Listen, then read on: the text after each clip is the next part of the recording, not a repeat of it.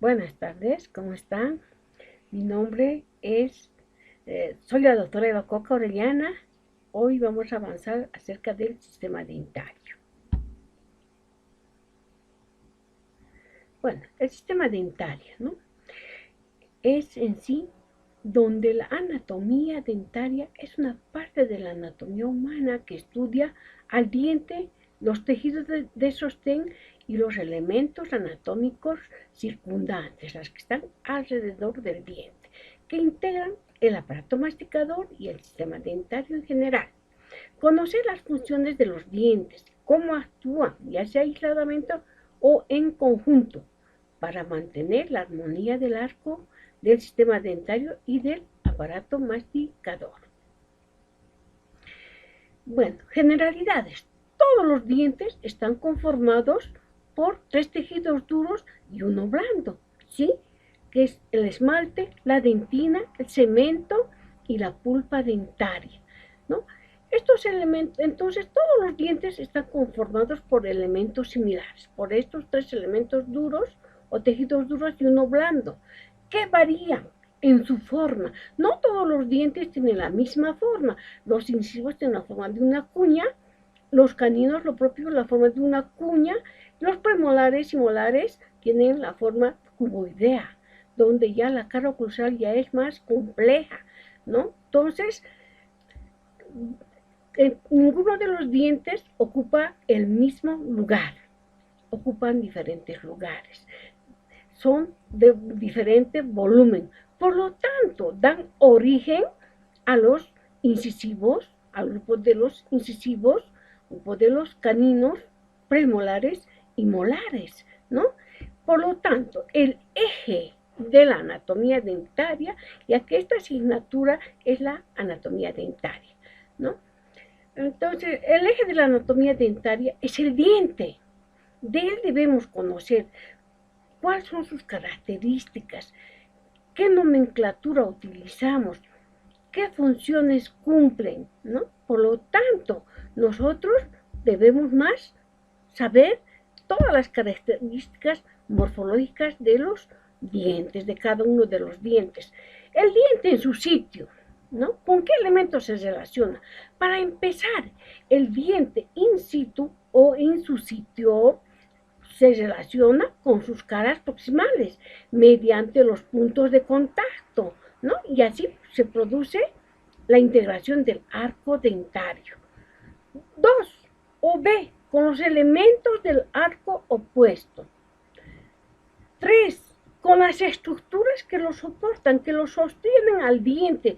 ¿Cuáles serán esas estructuras que lo soportan? La cortical alveolar o el hueso, luego el ligamento periodontal, las encías, todas esas son las estructuras que lo soportan, que lo sostienen al diente.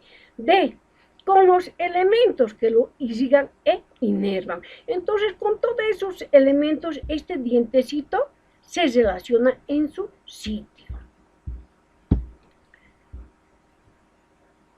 Importancia. El diente, los arcos dentarios y los tejidos peridentarios son los elementos anatómicos en el que el profesional odontólogo realiza las intervenciones a diario. Entonces, así podemos nosotros justificar la importancia de la anatomía dentaria, ya que los dientes, ¿sí? Los tejidos de sostén, ya sea aisladamente o en relación con los órganos anatómicos, ¿no? Entonces, estos elementos son los que donde a diario el odontólogo profesional trabaja, ¿no? De esa manera, entonces nosotros justificamos la importancia de la anatomía dentaria. Continuamos. Por ejemplo, en el caso de un diente como foco productor de una colección purulenta, sus consecuencias son distintas según el diente, ya sea superior o inferior, anterior o posterior en la cavidad bucal. Un absceso localizado en la región anterior de la bóveda palatina, provocada por un incisivo superior, tiene distinta sintomatología, evolución y pronóstico que otro diente, ¿no? Puede ser un tercer molar inferior, pero ambos obedecen a una misma etiopatogenia, ¿no? Que es la enfermedad, la caries es una enfermedad de efecto contagiosa, ¿no? Basta que haya un dientecito cariado en la cavidad bucal, va contagiando a todos los dientes. Y si nosotros no hacemos el tratamiento adecuado, correcto, oportunamente, entonces vemos que hay un foco purulento donde la cara se va inflamándose. Hay un foco purulento donde nosotros debemos hacer el tratamiento, hacer el drenaje, abrir esta cavidad y para que drene y no esté inflamándose la cara, ¿no? Entonces, y de esa manera nosotros vemos que en algunos lugares la infección puede ser mayor y en otras menor.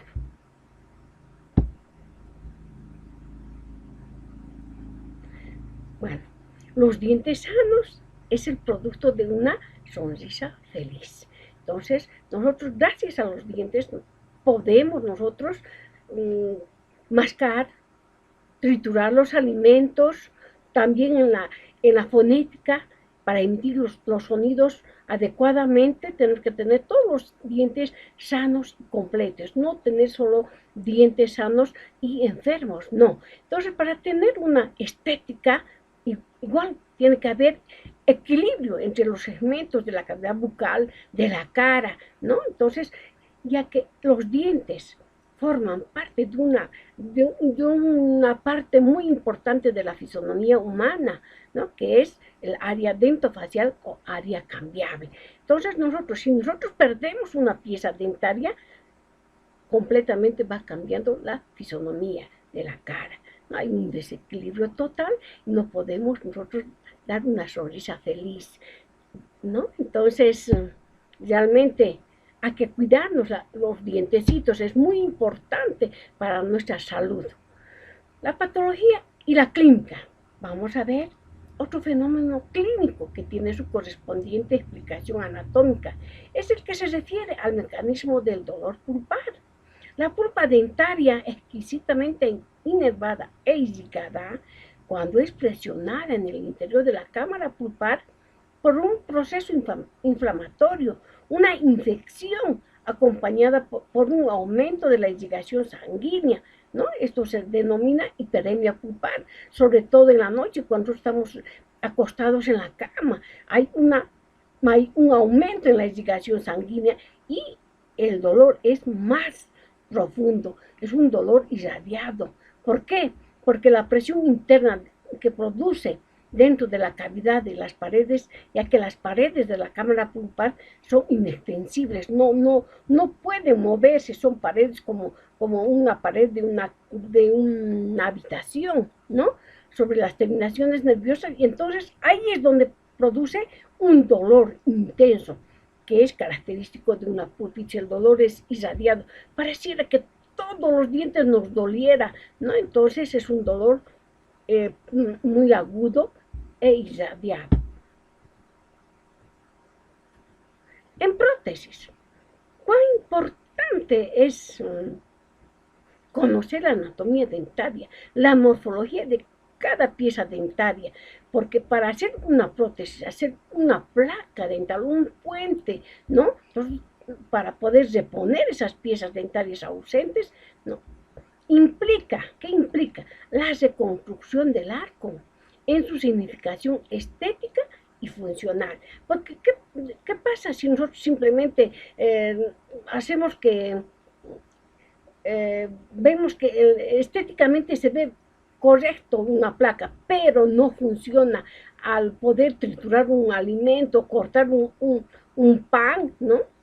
Empieza a doler, entonces no está correctamente elaborada esa prótesis, ¿no? Entonces, para ello, ¿qué debemos conocer?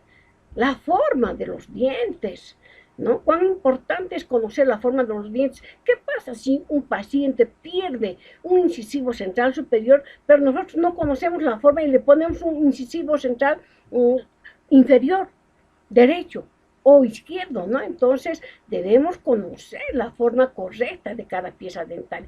El color, ¿por qué es importante conocer el color? En los pacientes varones, los dientes son de color más oscuro que en las mujeres. En las mujeres el color es un poco más blanquecino, ¿no? ¿Por qué? Porque en el varón, ¿no? La calcificación está mucho más calcificada que el de la mujer. Funcionamiento de los dientes debemos conocer, ¿no? ¿Qué pasa? Por eso yo decía hace rato, si nosotros ponemos un premolar, le falta al paciente un premolar superior y le ponemos un premolar inferior, bueno, esa pieza dentaria no va a funcionar correctamente, no va a poder triturar los alimentos. También debemos conocer el tamaño de los dientes. El tamaño de los dientes en el sexo no es igual. En el sexo femenino son más delicados, más pequeños, pero en el sexo masculino el tamaño de los dientes deben ser mucho más robustos, más grandes, ¿no? Y la posición de cada pieza dentaria debemos conocer correctamente. Nosotros no podemos poner un incisivo lateral en lugar de un incisivo central, superior, ¿no? Entonces, es por eso que debemos conocer la posición correcta, el color, el tamaño.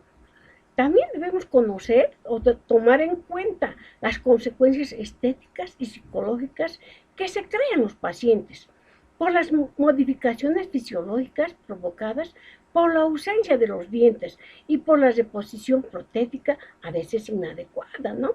¿Qué pasa a veces si nosotros no conocemos la forma, color, funcionamiento, el tamaño? No ponemos a un paciente un paciente de bastante edad, un paciente senil, y le ponemos dientes grandes y bien blanquitos. No. Entonces, todos esos factores debemos conocer para poder hacer una reposición de una pieza perdida, ¿no? También debemos conocer los 3 factores vitales del paciente, citados por Freud, que es un autor, donde nos indica que los 3 factores vitales son el sexo, la edad y la personalidad. ¿Por qué el sexo? Ya habíamos dicho que en el sexo femenino los dientes son más delicados, más pequeños y de un color más blanquecino. Y en el sexo masculino los dientes son mucho más grandes, más robustos y tienen un color más amarillento. ¿Por qué? Por una hipercalcificación y en la mujer una hipocalcificación, porque frecuentemente las mujeres nos cuidamos, ¿no? No todas las mujeres, siempre a veces la leche, que el quesito, ¿no? Son alimentos que realmente ayudan en la calcificación, pero siempre rehuyen. En cambio el hombre no, siempre desde nuestros padres, ¿no? Siempre el varón come más, se alimenta mejor, no dice no, si hay más, traiga no más. No, entonces es muy importante conocer el sexo, la edad. Entonces no podemos poner dientes bien blanquitos, grandes, ¿no? A un paciente anciano, de mayor edad, que a una persona joven, ¿no? Pone dientes más oscuros y pequeñitos, no, según la edad. El material de los dientes debemos escoger si son dientes de porcelana. Si es un paciente joven, tendremos que entonces indicarle que sea los dientes de porcelana, que son mucho más resistentes y mucho más duros. En cambio, a un paciente de edad avanzada, tendremos que decir que los dientes más recomendados son dientes más livianos, ¿no? Livianos, que no sean pesados, porque ya no puede resistir el paciente. Y la personalidad, ¿por qué la personalidad? Si es una persona robusta, alta, morena, yo no puedo ponerle un diente pequeño, ¿no? O un diente bien blanco, si es morena. De acuerdo a la personalidad debemos elegir el tamaño, el color de los dientes. Estos factores entonces están íntimamente relacionados con los factores funcionales y psicológicos del paciente, porque a veces vemos otros pacientes, ¿no? Viejitos con dientes bien blancos, bien grandes. El paciente psicológicamente no se ve bien y no funciona adecuadamente esos dientes, no pueden triturar, cortar los alimentos, ya que la función de los dientes es el de cortar, fricción y aplastamiento o trituración. También es muy importante En el momento de tomar las impresiones, los modelos de estudio, es necesario conocer la existencia de ligamentos, músculos, frenillos, que en estado dinámico pueden actuar sobre un aparato de prótesis. Porque ¿qué pasa si nosotros no hacemos realmente los recortes musculares al tomar el modelo de estudio? No impresionamos los ligamentos, los frenillos. ¿Qué pasa? El paciente habla, dice y se cae la placa. Entonces, para que una placa esté completamente bien soportada, ¿no? Lo que no esté flojo, tenemos que nosotros tomar en cuenta entonces los modelos en un momento en que está en su dinámica, hacer recortes musculares, no en su estado estático. Bueno, gracias. Realmente, alguna duda, pueden ustedes indicarme si tienen una pregunta o una duda, pero es muy importante conocer toda la anatomía dentaria, las características morfológicas funcionales de cada pieza dentaria. Muchas gracias. Hasta pronto.